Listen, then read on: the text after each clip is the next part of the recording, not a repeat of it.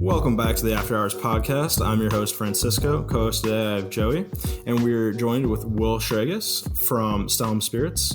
Will, you are the Chief Sales Officer for this up-and-coming brand. What's going on, man? Yeah, thank you so much for having me. It's a pleasure to be here. It's funny, my business card says Chief Sales Officer, but Stellum Spirits is a project that is made completely by the team behind Barrel Craft Spirits. And so a lot of us wear two hats now, one for Barrel and one for Stellum. Oh, okay, cool. I've had a really amazing time talking to people, and in the past couple of weeks, actually, because of some vaccinations, been able to get on the road a little bit and just like talking about Stellum. And I'm very much charged with, managing the boots on the ground sales side of it, but happy to answer any questions about the brand that you guys have. Yeah, for sure. So what does your title look like for Stellum specifically? So my two titles, which are they were kind of decided on so as to make room for the way that we wanted to structure the company. But my two titles are Chief Sales Officer and Chief Product Innovation Officer. Cool. But I was the first employee of Barrel Craft Spirits. And so my job is kind of like being the fluff between the different departments that have gotten built out. It's like keeping track of the sales team and working with them and making sure everyone has what they need, but also making sure that like compliance and production and sales all like are speaking the same language at any given moment. And so I rely on everyone in the company to do my job, but then I hope that, they feed the shit to me to handle when there's things that no one knows whose job it is. Gotcha. Okay. So yeah, you're a little bit of a utility knife. You can just kind of pick up where you need, right? That's what I like to be on the days that I'm allowed. Yeah. So what is that relationship for Barrel and then Stellum? Is Barrel the parent company? Yeah, so Barrel, you could say Barrel's the parent company, but really what it is that Barrel Craft Spirits was this very specific vision that Joe Beatrice, the owner and founder, had in 2013 about single release cask strength, never going to be available again. When it's gone, batches of bourbon. And that has expanded into what is now probably the most complicated alcohol producer, or at least whiskey producer in America. Stellum Spirits is a vision of Joe and blended by the same team and represented by the same team, but it is a much more minimalist idea of a whiskey portfolio. Not that the spirits themselves are simple, but that there are 4 items in Stellum Spirits. There's a cask strength blend of bourbon that will always be the same. It's 114.98 proof. I believe you guys have a sample of that. I do. Yes. I'm excited to try that. It's a blend of 3 different mash bills out of Indiana. And I'm sure everyone on this listening to this show knows what I'm talking about when I say Indiana, but I'll just leave it at that. And then there's also select barrels from Kentucky and Tennessee in that same kind of proprietary blend. So it's not a flavor profile that exists anywhere, but it is a flavor profile that is blended from distilleries that everyone has heard of. The same thing goes for the Stellum Rye, which is also cask strength, which is 116.4 proof, I believe. And that is based on the really classic 95% Indiana mash bill, but it has Kentucky rye and Tennessee rye in it as well. And that one is 4 to 10 years old in a blend. And so those two, unlike Barrel, which moves around in proof and age statement based on the blends and the batches that are available, those two core items or core blends for Stellum will always be the same. As a company, we weren't set up systems wise to have what are called evergreen SKUs or like forever items until about 2 years ago when we started developing Stellum. And we really built a lot of sourcing and blending practices around being able to come out with this brand in a really big way from a stock perspective. And now we're just really getting to introduce it from a like branding and communication and telling people what's special about it and building out a distribution network for it way. So we've been working on it for a long time, but like we got to have our coming out party like 3 weeks ago. Yeah, for sure. And we really appreciate Aaron and you guys keeping us in mind here because I'm pretty excited. And from what I'm looking at these bottles right now, I'm a big fan of the design. It's slick, it's clean, but it has like that minimalist tone to it. So pretty excited. And I think you guys are killing it so far. Yeah, it's I don't want to say it's minimalist like there's nothing going on. It's just not as busy a project as Barrel is. But what's funny about working for Joe is, we try to pare it down, try to not make it as complicated. And then Joe is just such a perfectionist in the best way about conceptual and design decisions that we spent so much time on the bottles, making sure that the seams on the sides of the bottles don't intersect with the labels, like things that I see, like, I was holding a $200 bottle of champagne today that, like, the seam intersected the label and it looked bad. And I wouldn't have even noticed that if I didn't work for Joe. Joe can't put anything out under his name that doesn't sort of look the way that he wants it to and read to the consumer clearly the way that he wants it to. And so the idea behind Stellum is we want to give everyone what they're looking for, which is really, really good cask strength bourbon at a much more affordable price than we've ever had before. I don't want to say that it's a cheap bourbon. It's still like a $55 MSRP, but it is in a different price category than anything Barrel has ever put out. But in doing that, we are who we are, and we couldn't not make it really interesting and look good at the same time, because we would have just felt bad about it if we tried to rush the release. Yeah, for sure. How long has Barrel Craft been around, and how long has Stellum been around? So Barrel Craft started in 2013, sold its first bottle, I believe, at the end of 2014. Stellum has only been available for about 3 weeks. Conceptually, it's been around for about 2 years, but about 3 weeks of the world knowing what it is. That's incredible. Stellum specifically has been around for 2 years, but was there ever like an ideation phase before that where you thought maybe we should try and reinvent the wheel just a little bit, and just branch off? Like how long has that been sitting with you? Well, I think since I started working for Joe in 2016, and since I met him, he was being asked, are you ever going to come out with a different brand or something less expensive or a cocktail brand? The answer was always like, maybe, I don't know. The answer for the past 2 years has been maybe, I don't know, knowing we actually were going to. We have this joke internally in the company that Stellum was in the stars for Joe because the like packaging and motif is kind of loosely outer space themed with Stellum. And that has more to do with our idea of like looking forward and caring about modernity and not sort of the like dusty kind of bigoted past of bourbon, but like wanting to think about the American whiskey drinking public as inclusive and modern and forward thinking now. And that's where we came up with the Stellum branding. But the idea of the brand being in the stars, like everyone knew we were going to do it eventually. We just couldn't do it until we felt like we could deliver, close your eyes, like whiskey to lips, the best thing at the price. Mm-hmm. And that took a while from a like logistics perspective of being sure that we were going to be able to do that. Right on. Yeah. One thing I'm just noticing, like looking at the bottle itself, like very, very sleek. This is probably like the clearest whiskey I've ever seen. And I don't know if that is because it's, cask strength or if it's because of the bottle, but it's very cool. And it's just something I noticed picking it up. That was one of the first things I noticed as well, Frankie. Yeah. No, it's incredible. I mean, you mean just like it's transparent? Yes, like it's very transparent. Yeah, it's interesting because part of that has to do with it's just a really high quality glass. So It's not so much the whiskey in it as the glass is very clear. And because there's not a lot of label on the bottle, like the label's pretty small and towards the bottom, you don't get as much reflection of light back off the inside of the label back into it. Right on, yeah. I feel like if you were to take another whiskey and put it in this bottle, that would be an interesting test. Because, we never chill filter. We do as small amount of filtration as we can so as to not have stuff floating in it. But I'm glad you feel that way. I feel like the bottle looks really good, but it's certainly no clearer in terms of filtration than anything else we put out with Barrel. I'm going to have to test that though. I am going to have to polish off these bottles and then go back and fill it with something else. Yeah. So all those things you mentioned, when Joe was designing the bottle, did he have all those things in mind? Was that like the direction that you guys want to go with Stellum? So we worked out the liquid part first. Like we wanted to make sure we had the pricing and we can make this in an ongoing way consistently in a way that we're confident about. And we feel like it's going to be a really good whiskey first. And then we sort of started workshopping what attitude do we want this brand to have? How is it going to be different from Barrel? Is it going to be officially part of Barrel? Are we going to try to hide it? Which quickly we knew we couldn't hide it.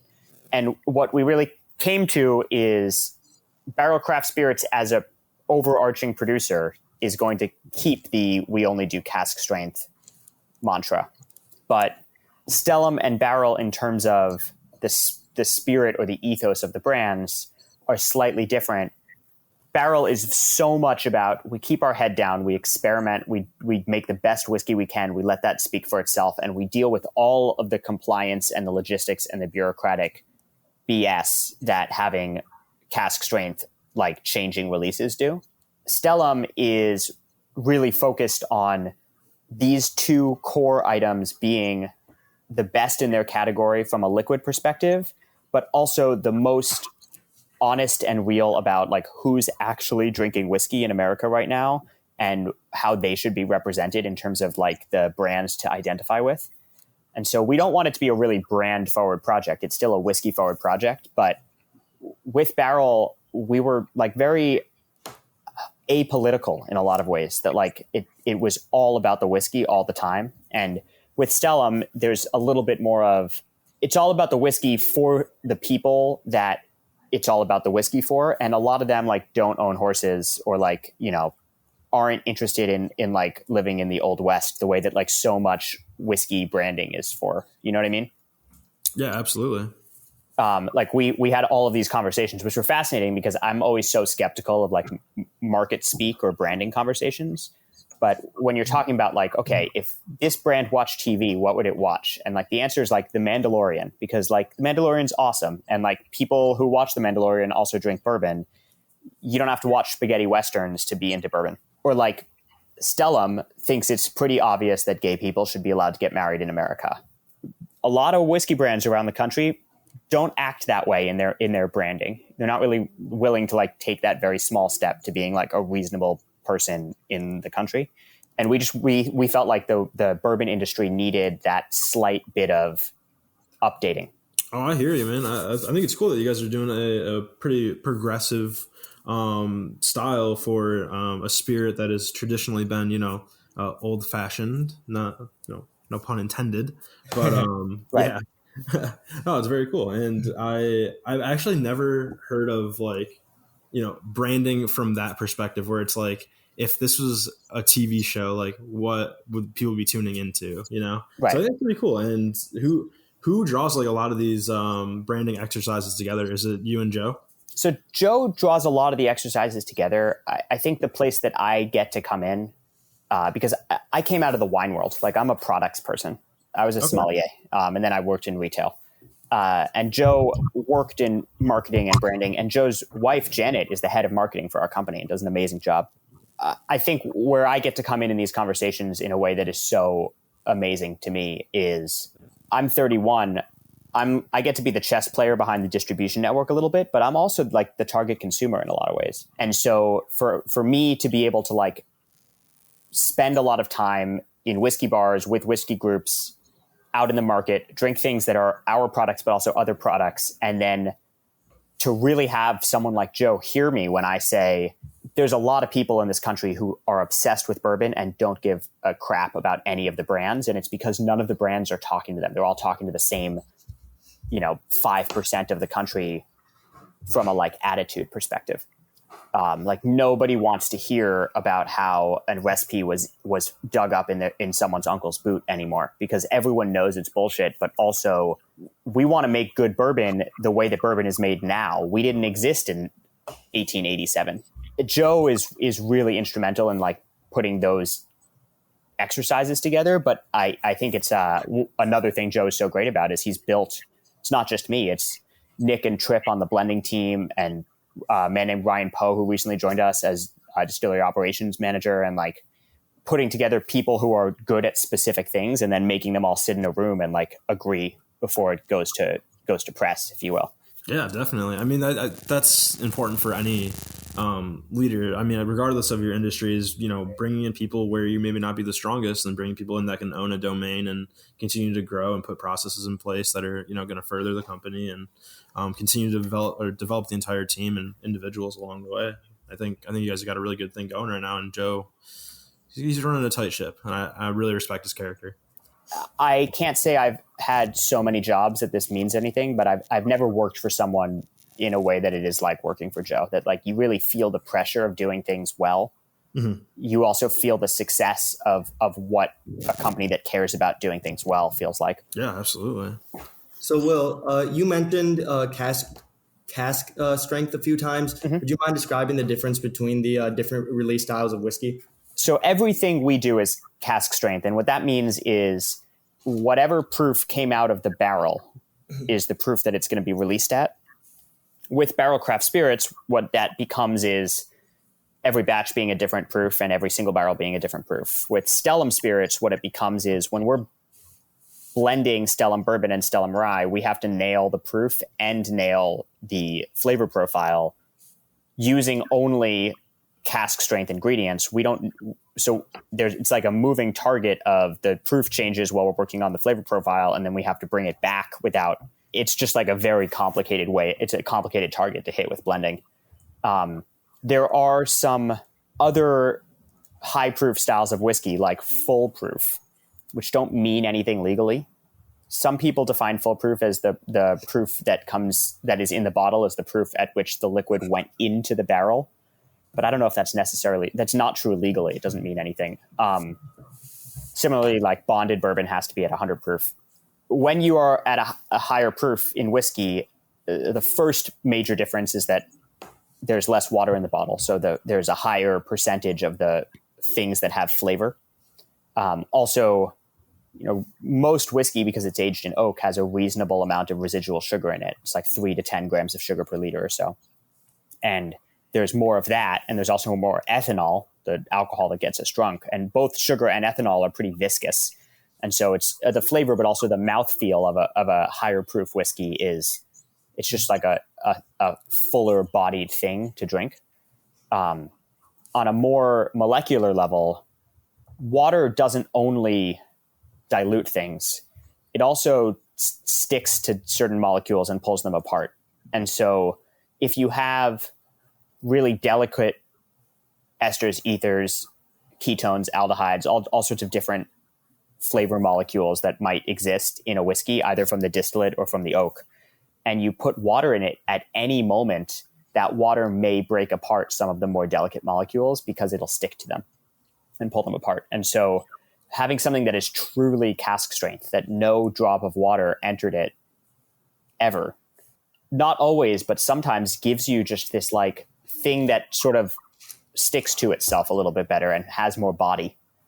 And I don't want to attribute all of the flavor of barrel to that. I think most of the flavor of barrel and the flavor of Stellum come from the blending technique and the barrel selections.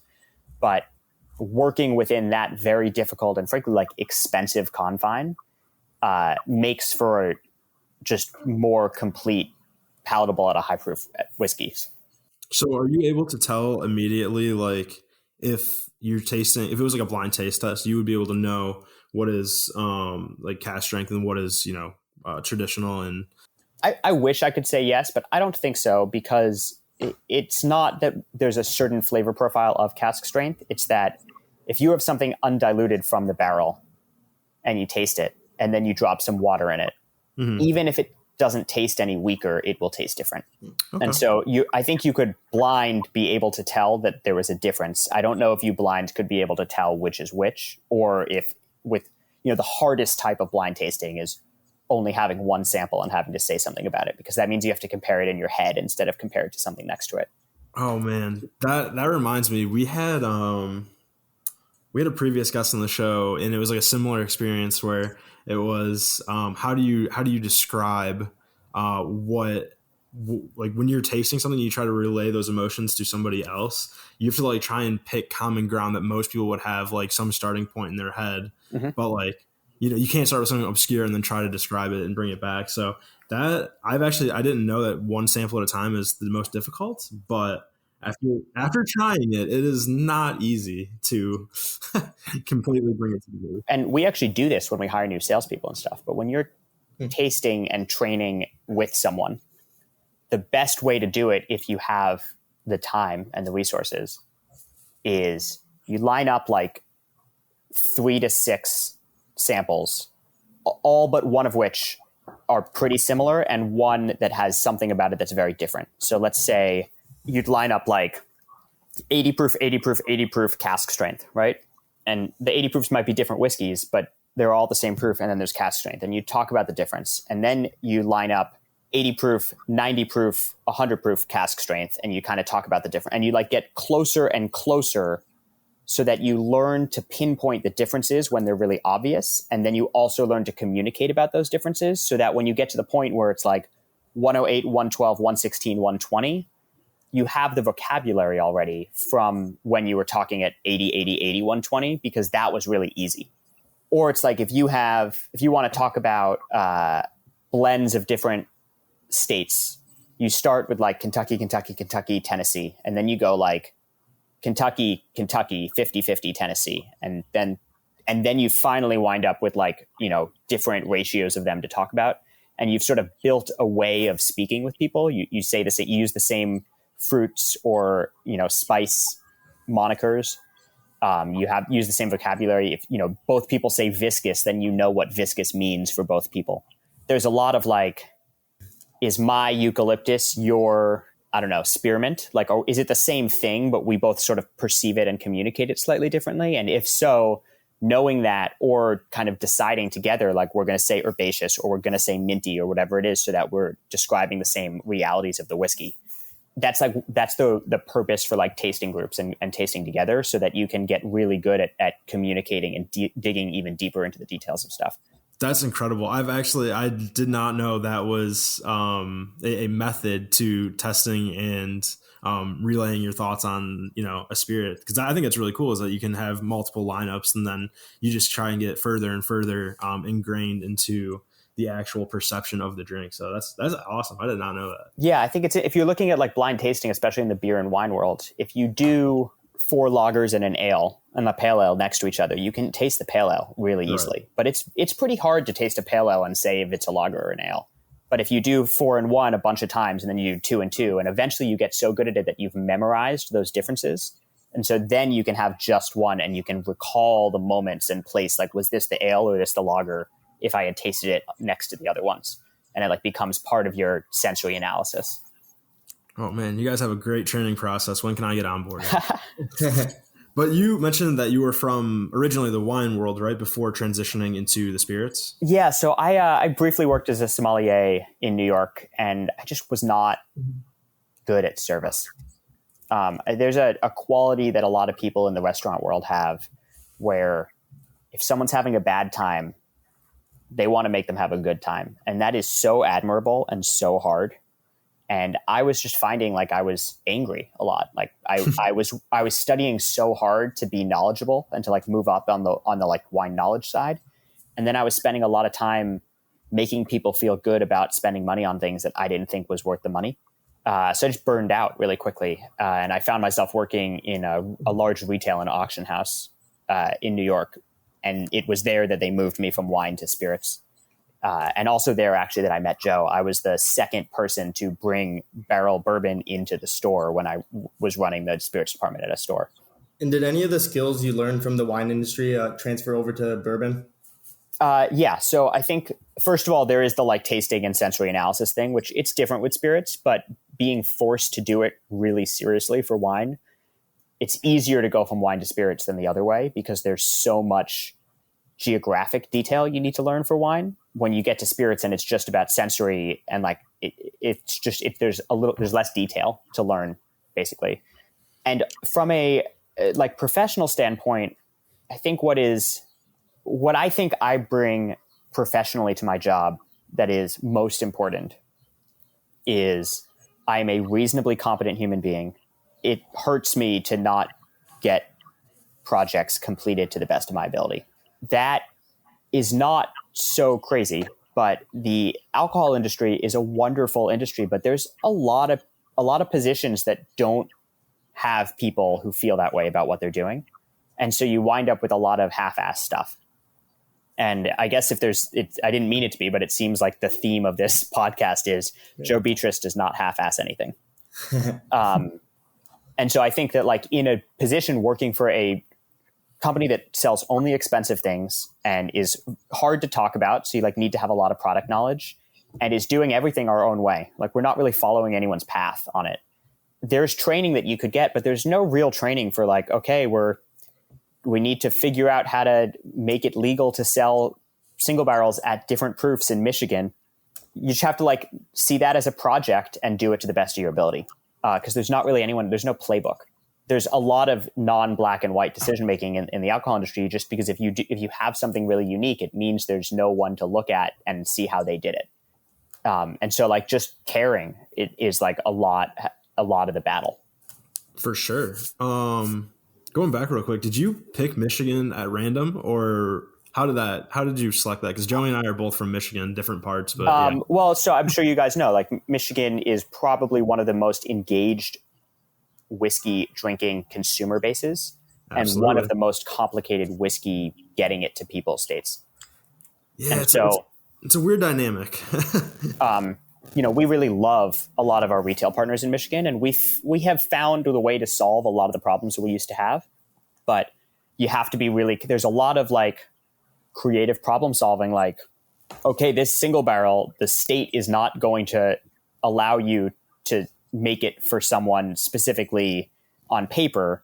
So you have to shrink wrap the pallet and put their name on it so that when it gets ordered, the person in the warehouse knows which one to pick up, because every other pallet's going to be labeled the same way.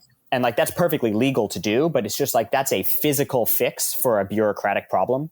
And no one tells you to do that, Just got to be creative. Yeah. Or you have to find someone who has, solved the same problem and is nice and just like, well, this is how you make it work in that warehouse. Is that pretty common in the distilling industry, where there's a lot of mentors and a lot of mentees, and that's how a lot of problems are able to be solved? I think there's a lot of mentors and a lot of mentees. There's a lot of people, myself included, who spend a lot of time on the road going to the similar places. So you just end up spending a lot of time with counterparts from other companies. And in the independently owned spirits world, there is a rising tide floats all boats attitude.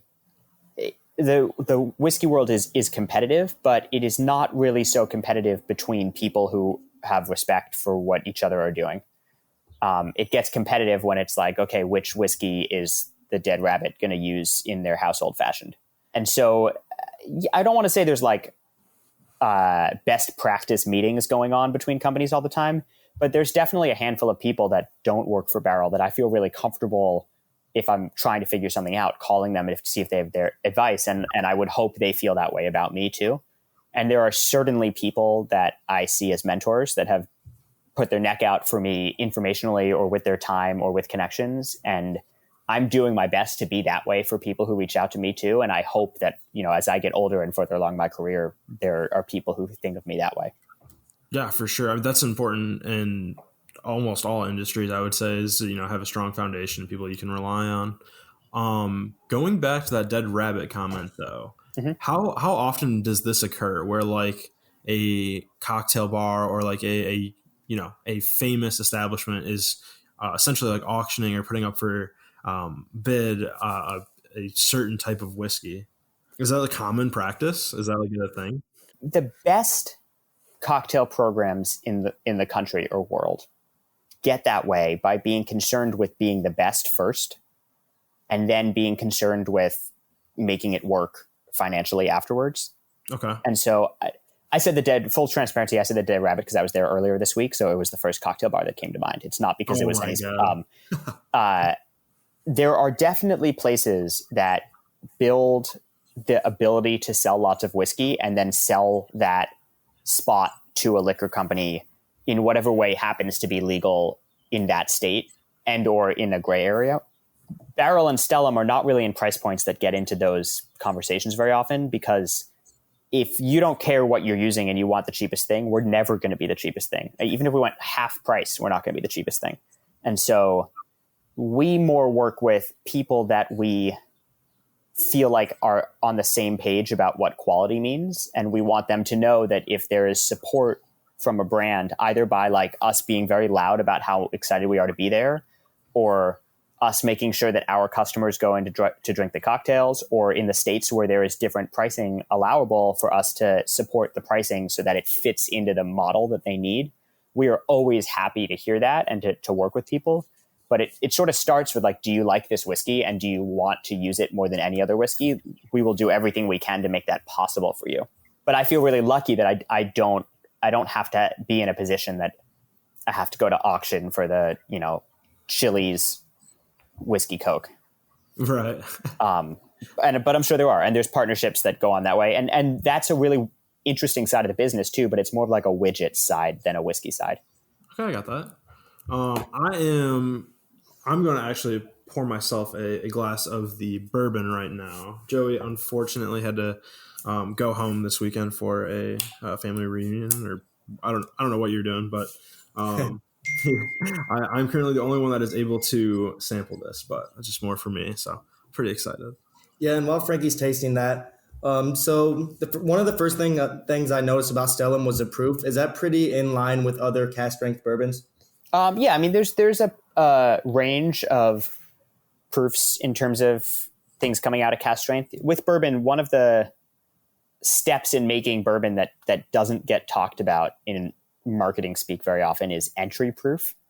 That bourbon can be distilled up to 160 proof off the still, or 80%, but it has to go into the barrel at 125 or less. The lower proof you put it into the barrel. You guys okay if I get technical for? I mean, I guess I already got technical a little bit, but I'm going to get tech. Keep going. So imagine if you had it wouldn't be a bourbon, but a whiskey, a theoretical whiskey that was 100% alcohol. So it wouldn't even be whiskey in that sense, but just imagine that. And you put it into a barrel and you aged it for 4 years. It stayed the same proof because it was in like a part of the warehouse where it stayed the same proof. And you pulled it out and you dumped it and you watered it back to be 100 proof. So it's 50% alcohol, and you put it in a bottle. That would have 1 barrel's worth of oak for 4 years on it in 100% alcohol. And it would have 1 barrel's worth of water that had no oak on it in the blend as well. Now imagine a barrel, or imagine a whiskey that comes off the still at 100 proof, or at 100%, so 200 proof. So it's pure alcohol, and you water it back halfway. So it's 50% alcohol or 100 proof, and you enter it in 2 barrels and you pull it out and it doesn't change proof. At that point, you could blend those barrels together, and on paper, you have 50% alcohol, 4 years in oak. Same amount of alcohol, same amount of water. However, you have twice as much oak on that product at the end as you did at the beginning, in the second scenario as you did in the first. Similarly, the water in the second scenario saw oak too, and there's certain molecules in oak that are water soluble and not alcohol soluble. So it will pull. You'll have the opportunity to pull those molecules out over 4 years, and you wouldn't have had that otherwise. And so when you're looking at sort of bottling proof, that's always really important for a whiskey. But another really, really important part of the ingredient set is entry proof. It's how much alcohol is seeing every square inch of surface area by volume inside the barrel for how long. And when we are looking at recipes for blending, those are the types of things that we have to think about for nailing flavor profiles that you don't really have to think about when you're writing a sales sheet. I'm sorry. I'm just very drawn back by this whiskey right now. This is incredible. Your first thoughts on it, Frankie? Well, now I feel like I'm under some pressure here because Will has clearly done this for a living of testing people's knowledge of perceiving drinks. So I'm a little intimidated right now. But initial thoughts is it is extremely strong in the best way possible. And I first drink I had, I was like pretty overwhelmed, and then like the aftertaste got better and better and better, and I go back for the second taste, and it just became more enjoyable every drink I've had. So this is my 4th swig, and hopefully that's doing Stellum justice. But I know. Thank you for saying that. And extremely strong, but in the best way possible is like we should put that on a t-shirt. To us, that's what a good cask strength whiskey is. It shows that it's powerful, but it is not out of balance. Correct. Yes. It's like the difference between like a diva like belting a ballad and like a screeching siren. It's like you want the power in one of them. You don't want the power in the other one. Absolutely. Like I said, the aftertaste is the thing that is the most surprising to me, and like very, very good. Typically when you're just drinking spirits straight, you don't always have a great aftertaste, but this is like leaving me wanting more. So I don't know what you guys did, but I'm a big fan. Thank you so much. Yeah. Really, thank you for saying that. We're so proud of Stellum, and it is hard for us because as a company, you always get excited about the shiny new thing. And we're so proud of like the few years Barrel has had in growth and in product development and in bringing new things to the market. There's a new product at Barrel called Seagrass that we're really excited about too, which I can come back and talk about that another time. But at the same time, like we really believe as a company that Stellum is like the new kid on the block, but also the best value for its price that is in the store immediately. And we're just like, the challenge for us is figuring out how to get people into a situation where we can prove that to them, you know? Mm-hmm. Right. And Frankie, have you had a chance to open up the rye yet? I actually have not opened the rye yet. I'm going to do that momentarily, but first I was just going to ask you, Will, so like, talk about all of the positives of being in the distilling industry. Are there any negatives? Yeah, I think first of all, I am lucky that I work for a company that is only focused on really nice things. And so I get to always be in environments that feel safe and feel filled with engaged, educated people. But there are plenty of producers that make things that are designed for places that don't feel safe for everyone. And in sales, you find yourself needing to balance, like, do I get this sale even though I don't love the people that I'm working with? And or I'm also really privileged in that, like, I'm a white dude and I sell whiskey. I don't find myself in environments where I don't feel like I fit or I don't feel unwelcome and or I feel unsafe for one reason or another. And the alcohol industry is no better than any other industry in terms of people treating each other grossly or well. And unfortunately, like, I have a lot of colleagues and friends that have professionally been in uncomfortable positions a lot of times. And that only gets worse when everyone's drinking too. I also think there's people that have to sell things that they don't believe in, and that's tough. And so I feel really lucky and privileged to not have some of those issues that I think exist in the alcohol industry. Mm-hmm. It's also like a pretty do each other favors kind of industry. And so there's a lot of powers that be in the alcohol world who, like, were in the right fraternities at the right time, or you know, work with the companies that are owned by their cousins because legally the same people aren't allowed to own both companies. And that is, in some days that's fun because it's navigating this kind of like post-prohibition workaround set of laws. But then there's some days that it's just really frustrating. That's like, you can't kiss the right rings. And so you can't be in the places you need to be, even though you feel like you're the best product to be there. So you're hindered by the fact that it is a network in which you have to be, you know, a part of, but then also navigating that and figuring out the ties is kind of like an adventure and fun part. Is that what I'm hearing? It is, in the moments that it's possible, or in the moments that you're in a situation where if you figure it out, you can still do something about it. Mm-hmm. I guess what I'm trying to say is, like, the whiskey world is not a fair market. Okay. That doesn't mean it's bad. There aren't that many fair markets in the world, but there's a lot of laws that are supposed to make it fair, and they just get manipulated by the people who can manipulate them. So I have a two-part question, Will.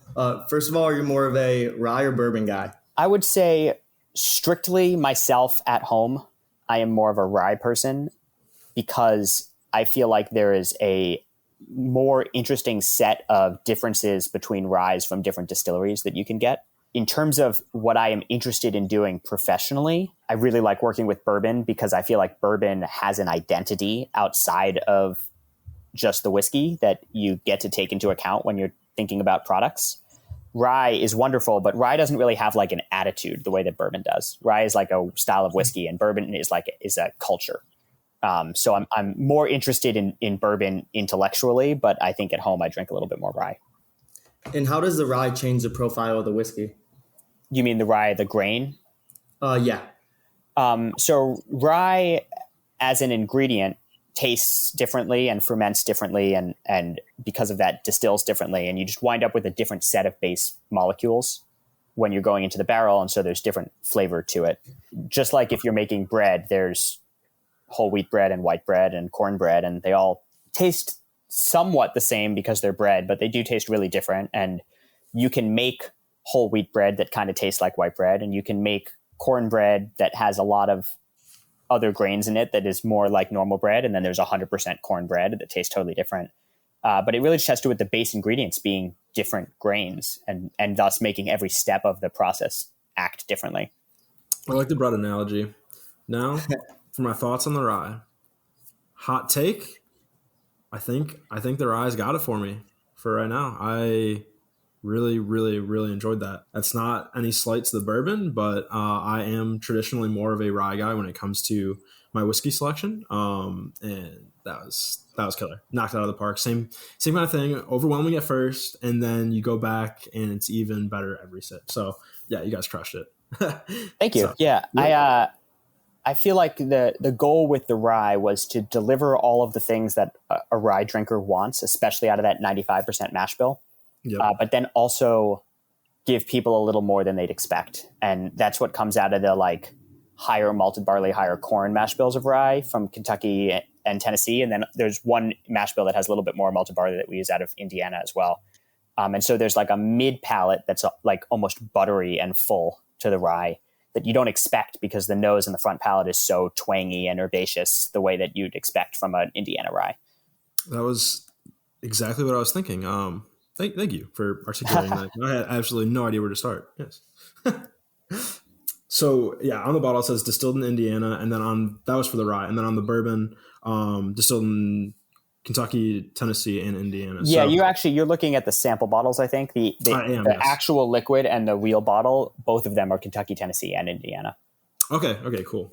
And then in terms of the proof marker on these, so are all of Stellum Spirits the same proof? I think we talked about this earlier. The bourbon and the rye, the ones you're tasting, are always the same proof. They are blends that are ongoing. Cool. There are single barrels of both bourbon and rye available, and every one of those is whatever proof the barrel was. So they're all their own proof. And then what was the original inspiration for bringing in more than just a bourbon and bringing in a rye? And are there any plans to expand? Well, we knew that we wanted to do both bourbon and rye because we work with both categories a lot ourselves. It from a capacity standpoint and an interest standpoint and how we wanted Stellum Spirits to be like not just a bourbon company, but a spirits company, it just made sense that way. We talk a lot about what the next things for Stellum to do are, but we have a lot of work to do with the 4 items that exist: bourbon, rye, single barrel bourbon, single barrel rye.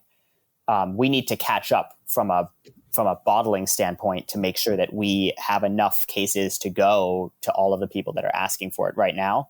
Yeah, there's thoughts about what to do next.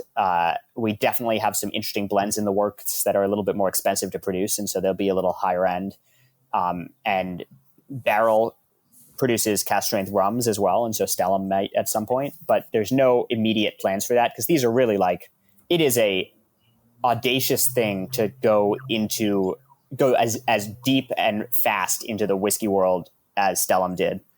Stellum is thousands and thousands of cases day one, with really robust single barrel programs. And so there's still just so much of the launch of those 4 items to do that we're not even really talking about the next things yet. For sure. How was the process over 2020 and specifically with COVID? How much of a wrench did that throw in the cogs for, opening and launching your Stellum? Yeah. I mean, in some ways it changed everything. Our sales team was completely grounded. Production was really complicated, and we had to put a lot of both physical and personnel and just how to do things day to day around each other changed. I was on the road 250 nights in 2019, and I was grounded last year, and that was weird for sure.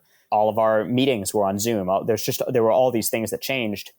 I think we were really fortunate it wasn't us. It was just the way that the world existed, that we produce spirits that are mostly retail focused and are expensive.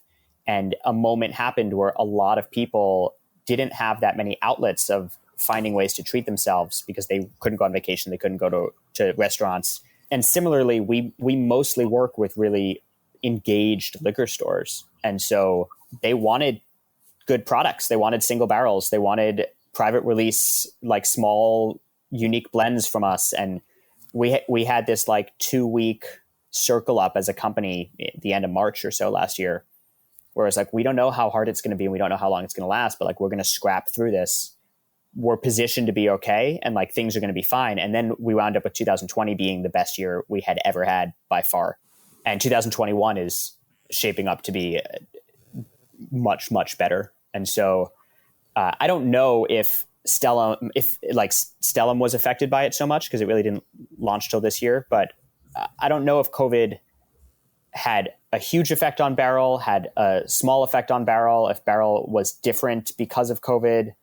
I don't know if we would be where we are right now, if we'd be further along. It's hard to really tell because last year was such a crazy year for the world, and then it's unrelated to that, such a crazy year for our company in terms of growth, it's just tough to tell what effect one had on the other.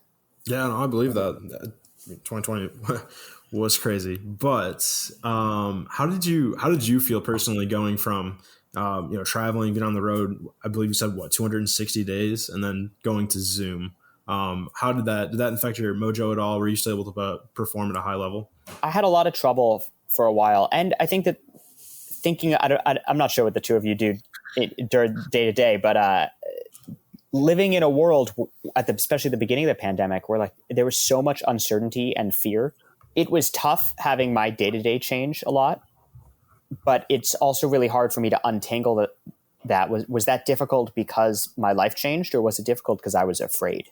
I live in Brooklyn in an area that really was like an epicenter at the beginning and most terrifying part of the pandemic. But I also was very lucky to be able to get up into the Hudson Valley where my parents live for a while, and I lived with them. But then I was, scared professionally out of my childhood bedroom, which was weird too. We would have company Zooms, and my like chess trophies would be behind me. In almost every way, I feel fortunate and like almost guilty how lucky I was with how little the pandemic had on my career and like personal health. But it wasn't easy. It just a lot of the things that I was so scared of didn't happen. Barrel had a good year professionally. I'm fine. I feel like I, from a managerial standpoint, do a lot of things that I didn't do before because I had time to do them last year, and I'm better than I was. And like, my family's safe, and that was something that was scary for a long time. Yeah, that initial outbreak in New York, that was unreal. I'm glad to hear that everything with your family is going well. That was very scary. In terms of our day-to-day, Joey and I, we both work in software. So realistically, at like a pretty high level, not much change for us, just because with software, you can do your job remotely, and teams are structured that way, to where you are going to have conference calls pretty frequently, a couple times a week, and everybody's pretty integrated in tools that make it, easy to collaborate. Joey works more on the business development side, so you might be able to shed some light on how it might have affected you in person. Yeah, I mean, we didn't travel quite as much as we were prior either, so I see where you're coming from from that side. But overall, like Frankie said, I mean, we can still reach out to people on LinkedIn and still getting referrals and people from a lot of other sources. So overall, it really hasn't affected us at a high level. And going back to you playing chess, Will, Frankie's been practicing a lot lately. He might want to take you up on a match. I haven't played seriously in a very long time, but I'm always up for it. When you say you played pretty seriously, what? No, I didn't play. It's like from first to sixth grade, I just was like in the chess club and loved it. But like, okay, yeah. All right, I still really I really like playing chess in situations where I'm happy to lose and happy to win. Like, I'm not a competitive chess player. Same thing with golf. Like, I love golfing, but like I don't really like keeping score. Okay. How about bowling? I mean, I'm up for a good time, so happy to go bowling. I'm not very good at bowling, but I really like doing activities with people that they are into, because you learn a lot about whatever the person's excited about if you do it with someone who's excited about it. So if there was someone who loves bowling, I would love to go bowling with them. Okay. I was trying to keep a list in my head of all of the sports I could potentially beat you in.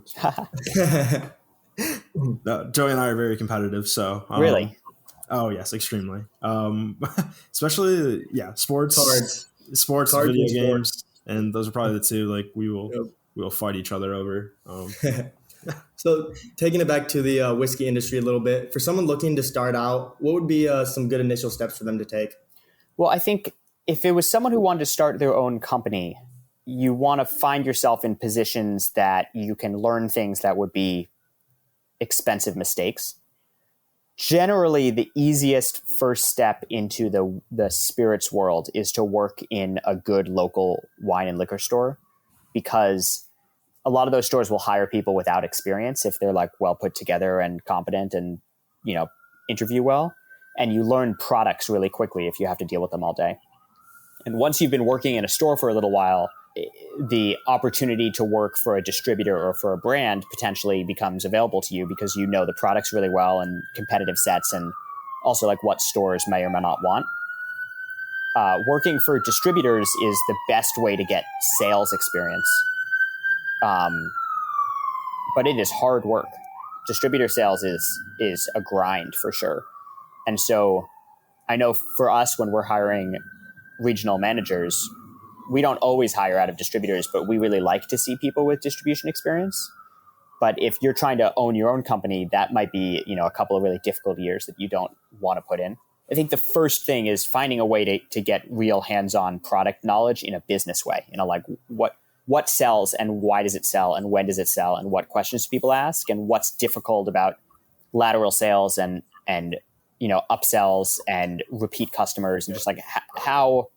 Yeah, that's the work that I think is the best way to start. You can learn as much as you want on your own time, but it's really hard from a resume perspective to prove it unless you've had some sort of position that involves it. Yeah, from all the people we've interviewed in this industry, it seems like they've had tons and tons of experience in multiple different positions before they actually started their own brand. Mm-hmm. I feel like in this industry, you really have to be very, very knowledgeable to be successful. Yeah, or you need to have a lot of knowledge in one small part and put a really good team around you. And so if someone really wanted to start a company and they loved a specific type of whiskey and they had a vision for the way they wanted the brand to look, you need to find a production manager who really knows what they're doing, who is like understands your vision, and you need to find a sales manager who is going to really understand the product and also like the routes to market that are possible with it. And you need to give them the space and the latitude and the budgets and the time to do their jobs well. What makes the team that you guys have at Stellum Spirits pretty great? We talked about Joe already, but specifically Trip and Nick. Joe, Nick, Trip, and occasionally me. I get to like 20% say that I'm on the blending team. What I think is so special about that combination is if you imagine what the archetype of someone you would trust with whiskey is, you are thinking of Trip. Trip worked for Brown-Forman. Trip worked for Jefferson's. Trip has consulted for I would guess hundreds of distilleries around the world. Trip dreams in bourbon, if that makes sense. Chief whiskey scientist. And he's a chemical engineer, but also he can pick a barrel up. He's he's just lives and works around the American whiskey industry for so long. When you think about Stellum as rooted in a very classic bourbon profile, even though we want it to be more and we want the attitude to be very modern, Trip knows how to make classic bourbon, like grain to glass. But in this case, it's blending and understanding different mash bills and distilleries. Nick came from a fine dining background. She was the beverage director at Butchertown Grocery and spent about a year as our single barrel program manager before she really started on the blending team.